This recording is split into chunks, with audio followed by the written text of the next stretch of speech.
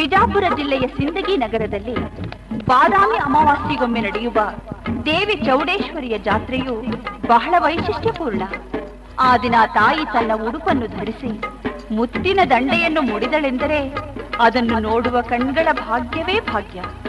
ಶಿವನ ಹಣೆಗಣ್ಣಿನಿಂದ ಭುವಿಗೆ ಬಂದ ಇವಳು ಲೋಕದೆಲ್ಲೆಡೆಯೂ ನೆಲೆಸಿಹಳು. ದೇವಿ ಚೌಡೇಶ್ವರಿಯನ್ನು ನಂಬಿದ ಭಕ್ತರ ಕಷ್ಟ ಕಾರ್ಪಣ್ಯಗಳನ್ನು ಕಳೆಯಲು ತಾಯಿ ಪ್ರತಿ ವರ್ಷಕ್ಕೊಮ್ಮೆ ಬೆಳ್ಳಿಯ ಬಾಳಬಟ್ಟಲ ಪಿಡಿದು ಭಕ್ತರ ಮನೆಗೆ ಭೇಟಿಯನ್ನಿತ್ತು ಉಡಿ ತುಂಬಿಕೊಳ್ಳುತ್ತಾ ಅಗ್ಗಿ ಹಾಯುವಳು, ಮಜ್ಜಿಗೆ ಮಾಡುವಳು, ಕೋಲಾಟವನ್ನು ಆಡುವಳು. ಹೀಗೆ ತನ್ನ ಹಲವಾರು ವರ್ಷದ ಆಟವನ್ನು ಆಡುತ್ತಾ ಆಡಿಸುತ್ತಾ ನಗಿಸುವಳು.